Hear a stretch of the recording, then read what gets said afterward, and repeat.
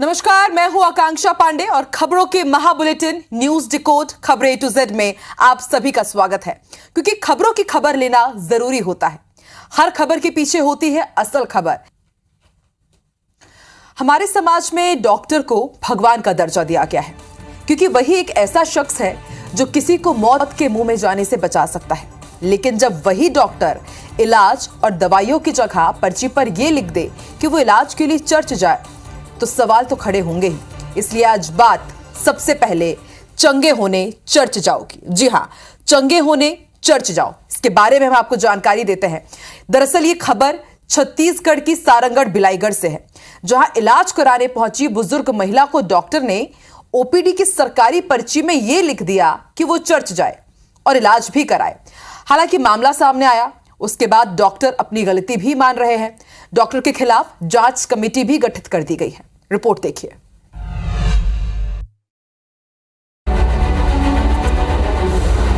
ये वो पर्ची है जिस पर डॉक्टर प्रिस्क्रिप्शन लिखते हैं, यानी मरीज के लिए दवा लिखते हैं। लेकिन ये थोड़ी अलग है। इस पर्ची में डॉक्टर साहब दवा की बजाय मरीज को रविवार को चर्च जाने की सलाह दे रहे हैं ताकि वो ठीक हो सके।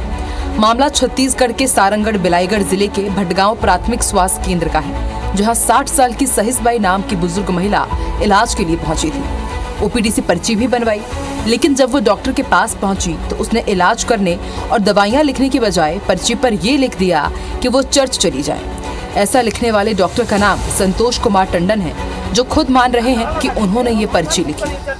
मैं मानता हूँ इसको मैं गलत लिखा हूँ, इसके लिए मैं गलत हूँ। मैं ऐसा नहीं लिखा था, मेरे को ये गलत है, ये गलत है। मामला सामने आने के बाद जिला स्वास्थ्य अधिकारी ने संतोष कुमार टंडन को कारण बताओ नोटिस जारी किया है। साथ ही ब्लॉक स्तरीय एक जांच कमेटी भी गठित कर दी है। हम लोगों ने इसको नोटिस जारी किया है, जैसे नोटिस का जवाब आता है उसके हिसाब से फिर देखेंगे। और एक हम टीम भी बना दिए हैं ब्लॉक स्तर से, वो टीम भी जांच करेगी। एक डॉक्टर का मरीज को चर्च में जाकर इलाज कराने की सलाह देना एक गंभीर मसला है, जिसे धर्म परिवर्तन की कवायद से जोड़ा जा रहा है।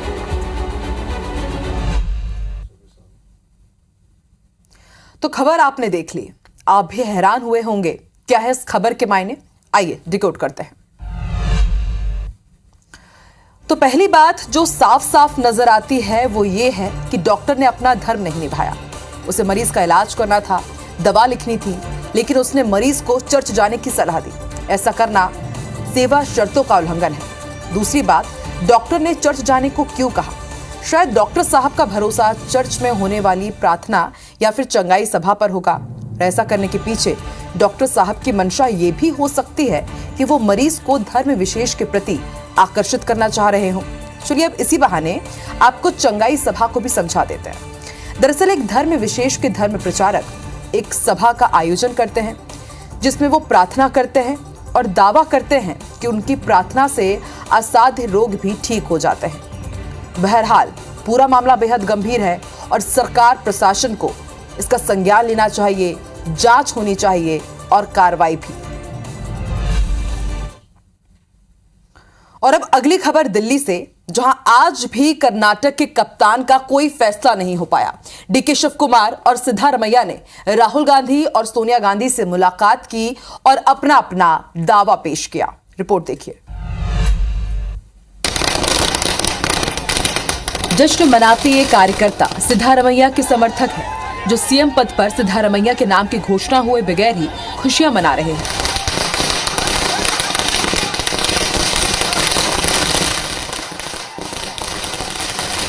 तो एक तरफ बेंगलुरु में जश्न मन रहा था, तो दूसरी तरफ दिल्ली में मंथन चल रहा था।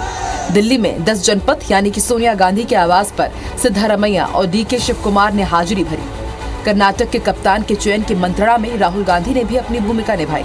इसके साथ ही सीएम के चयन को लेकर हो रही देरी पर कांग्रेस ने सफाई दी है। The deliberations are currently underway. Please do not resort to any speculation. ये तो ही कांग्रेस की बात, लेकिन बीजेपी को मौका मिल गया है। वो इस मौके का पूरा फायदा उठाते तंज करती नजर आ रही है। Congress party that, in spite of having a complete majority, they are unable to decide a leader. This shows the internal situation of the party. कुल मिलाकर कहा जा सकता है कि कांग्रेस का शीर्ष नेतृत्व एक बार फिर से राजस्थान में आ चुकी चुनौती से दो चार हो रहा है। तो असली सवाल यह है कि आखिर सीएम चुनने में देरी क्यों हो रही है। चलिए अब इसे भी डिकोड करते हैं, आपको इसे समझाते हैं। कांग्रेस को चुनाव में जीत तो मिली, लेकिन फिर एक और बड़ी चुनौती सामने आ गई। पूर्ण बहुमत हासिल करने वाली कांग्रेस नतीजों के 72 घंटे बाद भी मुख्यमंत्री पद के लिए किसी एक के नाम पर मुहर नहीं लगा पाई है। मामला उलझा अनुभव और समर्थन और नए चेहरे और मेहनत के बीच, यानी सिद्धारमैया और डीके शिवकुमार के बीच। जहां सिद्धारमैया पहले मुख्यमंत्री रह चुके हैं और अनुभवी नेता भी हैं, वहीं शिवकुमार का कहना है कि पार्टी के प्रदेश अध्यक्ष के तौर पर उनके नेतृत्व में कांग्रेस ने बड़ी जीत हासिल की, इसलिए उन्हें ही सीएम बनाया जाना चाहिए। वहीं सिद्धारमैया का यह भी कहना है कि अधिकतर विधायक उनके साथ है, इसलिए सीएम का पद उन्हें दिया जाना चाहिए। हालांकि ये पहली बार नहीं है जब कांग्रेस मुख्यमंत्री के नाम पर फंसी हो। राजस्थान विधानसभा चुनाव के बाद अशोक गहलोत और सचिन पायलट के बीच भी कुछ मतभेद सामने आए थे और वो अब भी खुलकर सामने आ रहे हैं। वहीं मध्य प्रदेश में भी इसी तरह की स्थिति बनी थी। कर्नाटक के मामले में कांग्रेस चाहती है कि आगामी लोकसभा चुनाव के मद्देनजर वो दोनों ही नेताओं में से किसी को भी नाराज ना करे, लेकिन ऐसा होता नजर नहीं आ रहा है क्योंकि दोनों ही नेता पीछे हटने को तैयार नहीं दिखते। और अब अगली खबर छत्तीसगढ़ से, जहां राष्ट्रीय रामायण महोत्सव होने वाला है। ये सीएम भूपेश बघेल का वो दांव है जिसका काट बीजेपी को खोजना है। देखिए रिपोर्ट।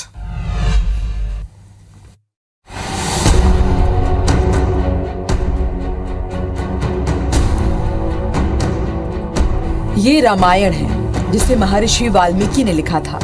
कब लिखा था ये तो पता नहीं, लेकिन सदियों से रामायण भारतीय संस्कृति का अभिन्न हिस्सा है। बात रामायण की हो रही है और इसलिए हो रही है क्योंकि छत्तीसगढ़ सरकार राष्ट्रीय रामायण महोत्सव का आयोजन करवाने जा रही है। यह आयोजन रायगढ़ में 1 से लेकर 3 जून तक होगा। लोग बोला राम वनगमन परिपथ अभी शुरू किए हैं क्या? 3-4 साल से चल रहा है। गोधन न्याय योजना अभी शुरू किए हैं क्या? पिछले 3 साल से चल रहा है। तो हम लोग चुनाव के हिसाब से नहीं करते। संस्कृति के बारे में लोगों को जानकारी मिले, पर्यटक इस माध्यम से भी छत्तीसगढ़ को जाने, एक अच्छा प्रयास है। वहीं दूसरी तरफ बीजेपी ने इस आयोजन पर सवाल उठाए हैं। बीजेपी ने इस आयोजन को एक आडंबर यानी दिखावा करार दिया है, लेकिन उसमें उनकी श्रद्धा और भक्ति भी चाहिए। केवल कार्यक्रम करने और दिखावा करने से कुछ नहीं होगा। इस मेले के जो आयोजन किया गया है, एकमात्र नजदीक में चुनाव है और चुनाव में कितना उसका लाभ मिल सकता है। कुल मिलाकर कह सकते हैं कि अगला चुनाव राम के नाम पर होने वाला है।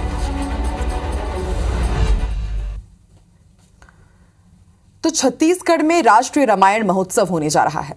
बीजेपी का कहना है कि यह दिखावा है। आखिर इन आरोपों में कितना दम है, आइए अब इसे भी डिकोड करते हैं। पहली बात बीजेपी को समझनी होगी कि उनके पास कांग्रेस, खासकर सीएम भूपेश बघेल पर राम के नाम पर राजनीति करने के आरोप लगाने का कोई नैतिक अधिकार नहीं है, क्योंकि वो खुद राम नाम की राजनीति करती आई है। कर्नाटक चुनाव में तो बीजेपी ने बजरंगबली के नाम का भी इस्तेमाल किया।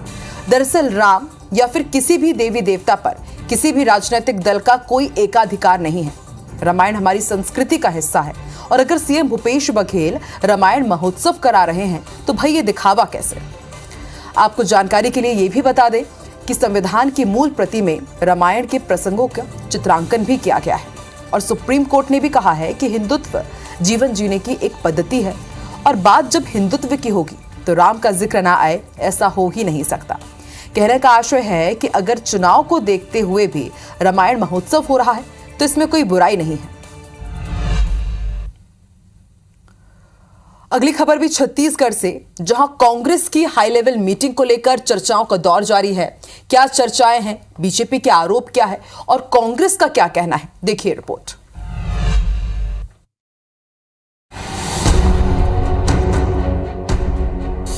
मंगलवार को छत्तीसगढ़ में 2 अहम मीटिंग्स हुई। पहली बीजेपी की कार्य समिति की और दूसरी कांग्रेस की छत्तीसगढ़ प्रभारी कुमारी सैलजा की सीएम और मंत्रियों के साथ। बुधवार को बीजेपी की मीटिंग पर तो चर्चा नहीं हुई, लेकिन कांग्रेस की मीटिंग पर बयानबाजी भरपूर देखने को मिली। और उसकी वजह ये थी कि छत्तीसगढ़ कांग्रेस प्रभारी ने अचानक छत्तीसगढ़ का दौरा किया था। इस पर बीजेपी ने आरोप लगाए थे कि कांग्रेस में सब कुछ ठीक नहीं चल रहा है, जिस पर बुधवार को कांग्रेस नेताओं ने क्या कहा, ये सुनिए। देखिए, मुख्य रूप से बात यह है कि आने वाले समय में हर संभाग में कार्यकर्ता सम्मेलन होना है और उसकी तिथि, उसको किस प्रकार से आयोजन करना, इसके बारे में विचार विमर्श हुआ। हम लोग सत्ता और संगठन तालमेल के साथ काम कर रहे हैं और हमें लगता है कि 2023 में हम दमदारी के साथ सत्ता और संगठन में के साथ जाएंगे। और इसके बाद अब बीजेपी का भी पक्ष जान लीजिए। अब महत्वपूर्ण जो बातें हैं लगातार ये आ रही हैं कि उसकी चर्चा नहीं करना है। अब क्या चर्चा हुई ये तो वो लोग जानेंगे, लेकिन बहुत सारे लोग अटकल लगा रहे हैं कि कोई बड़े निर्णय इसमें हुए हैं। तो बीजेपी का कहना है कि कांग्रेस संगठन में बड़े बदलाव हो सकते हैं और कांग्रेस इससे इनकार कर रही है। वैसे सच तो ये है कि अगर बदलाव हुआ तो छिपा तो रहेगा नहीं। तो देखा आपने कि कांग्रेस की बैठक पर बीजेपी सवाल उठा रही है, पर सवाल ये है कि सवाल में आखिर कितना दम है। आइए इसे डिकोड करते हैं। पहली बात जो समझनी होगी वो ये कि राजनीतिक दलों में वक्त वक्त पर बैठकें होती रहती हैं और अगर समय चुनाव का हो तो बैठकें तो होंगी ही। बीजेपी कांग्रेस की बैठक पर सवाल खड़े कर रही है, जबकि मंगलवार को बीजेपी की भी कार्य समिति की बैठक हुई थी। मान लेते हैं कि कांग्रेस प्रभारी अचानक रायपुर पहुंची तो इसमें हैरत की बात नजर नहीं आती। उनके दौरे की जानकारी सीएम भूपेश बघेल के साथ दूसरे बड़े नेताओं को रही ही होगी। हालांकि मीडिया में उनके दौरे की जानकारी नहीं आई। और अब बात करते हैं बदलाव की। तो बीजेपी में बदलाव हो चुके हैं, नेता प्रतिपक्ष और प्रदेश अध्यक्ष बदले जा चुके हैं। अगर कांग्रेस में भी बदलाव होते हैं तो इसमें कोई बड़ी बात तो है नहीं। हर दल अपनी सुविधा के मुताबिक फैसले लेते रहते हैं। बहरहाल असली बात तो यह है कि किसकी रणनीति चुनाव में कामयाब होती है। और आज शिवराज कैबिनेट की भी अहम बैठक हुई, जिसमें कई बड़े फैसले लिए गए हैं। बैठक में मुख्यमंत्री सीखो कमाओ योजना को मंजूरी दी गई, जिसके तहत हर साल 1 लाख युवाओं को ट्रेनिंग दी जाएगी। इस दौरान 8 से 10 हजार रुपए महीने दिए जाएंगे। सरकार की इस योजना पर कांग्रेस सवाल उठा रही है। रिपोर्ट देखिए। चुनावी साल में शिवराज कैबिनेट ने बेरोजगार युवाओं के लिए मुख्यमंत्री सीखो कमाओ योजना को मंजूरी देकर बड़ा दांव खेला है। योजना के तहत बेरोजगार युवाओं को ट्रेनिंग के दौरान 8 से 10 हजार रुपए हर महीने के साथ ही सर्टिफिकेट दिया जाएगा, जिसके जरिए युवाओं को निजी क्षेत्र में नौकरी का मौका मिलेगा। योजना के अंतर्गत 12वीं पास जिन्हें ITI किया है वो बच्चे, जिन्हें ग्रेजुएशन किया है, पोस्ट ग्रेजुएशन किया है, वो सारे के सारे इस योजना के लिए पात्र होंगे। मुख्यमंत्री सीखो कमाओ योजना को लेकर कांग्रेस सवाल उठा रही है। पूर्व सीएम कमलनाथ सरकार पर युवाओं को गुमराह करने का आरोप लगा रहे हैं। 5 महीने बचे चुनाव में, अब उनको यूथ नौजवान याद आ रहे हैं, बहनें याद आ रही हैं, किसान याद आ रहे हैं, 18 साल कोई याद नहीं आ रहा। ये अब इनका प्रयास है कैसे मैं गुमराह करूं। मध्य प्रदेश में करीब 25 लाख बेरोजगार युवा हैं। लिहाजा सरकार जानती है कि चुनाव में बेरोजगारी बड़ा मुद्दा होगा। ऐसे में इस योजना से कुछ हद तक डैमेज कंट्रोल में आसानी होगी। तो बीजेपी का मेगा प्लान क्या है चुनाव के लिए, ये आपने जान लिया। हमने आपको शिवराज सरकार की बड़ी योजना के बारे में बताया और कुछ ऐसी ही तैयारी यहां पर पीसीसी चीफ कमलनाथ ने की है। जी हां, मध्य प्रदेश कांग्रेस महिलाओं को साधने में जुट गई है। आज भोपाल में पूर्व सीएम और पीसीसी चीफ कमलनाथ ने नारी सम्मान रथ को रवाना किया। वहीं गृह मंत्री नरोत्तम मिश्रा ने कांग्रेस की कवायद पर तंज कसा और कहा कि लोग समझ चुके हैं कि कांग्रेस क्या करना चाहती है।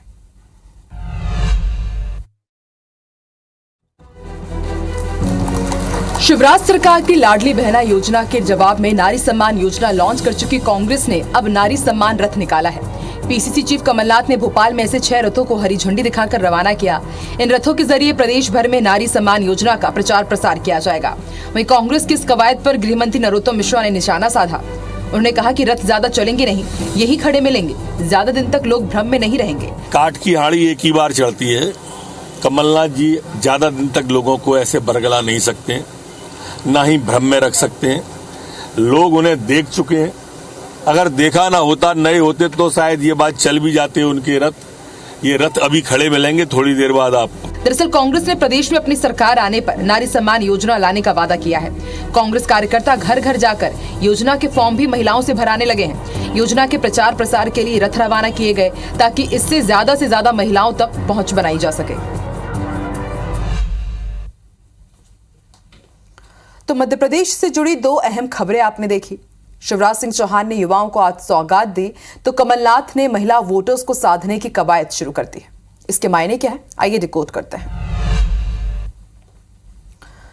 पहली बात यह कि शिवराज सिंह चौहान को मालूम है कि सत्ता को पाने के लिए युवा वर्ग को साधना बेहद जरूरी है और युवाओं के लिए रोजगार एक बेहद बड़ा और अहम मुद्दा है।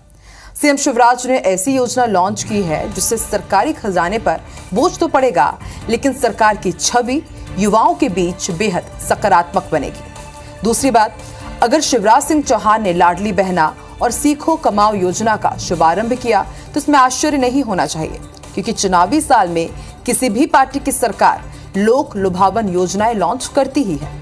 अब बात विपक्ष की करें तो विपक्ष यानी कांग्रेस नारी सम्मान योजना अभियान के माध्यम से ये बताना चाहती है कि अगर वो सत्ता में आएगी तो महिला वर्ग उसकी प्राथमिकता होगी। बहरहाल 100 बात की एक बात यह है कि योजनाओं, वादों और दावों के खेल में बाजी कौन मारता है, ये देखना दिलचस्प होगा। सतना जिले में एक अनोखी शादी देखने को मिली, जहां आरोपी दूल्हा बना और पुलिस वाले बाराती बनकर पहुंचे। गाजे बाजे और डीजे की गूंज के बीच यह अनोखी शादी संपन्न हुई। देखिए।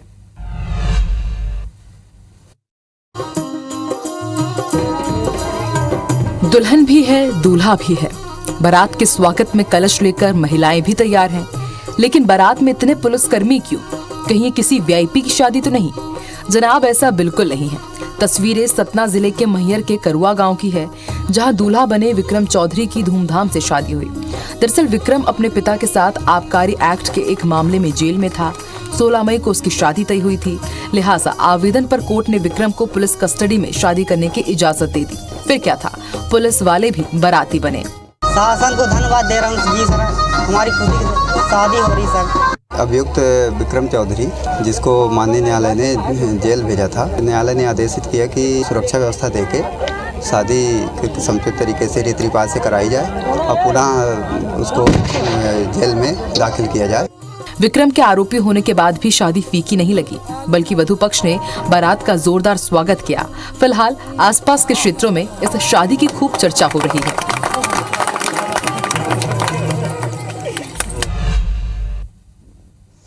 और न्यूज डिकोड में आज के लिए फिलहाल इतना ही। न्यूज डिकोड खबरों का महाबुलेटिन तो है ही, साथ ही करंट अफेयर से भरा एक ऐसा शो भी है जो आपको रखता है दूसरों से आगे। तो आज के लिए बस इतना ही, मुझे दीजिए इजाजत। नमस्कार, शुभ रात्रि।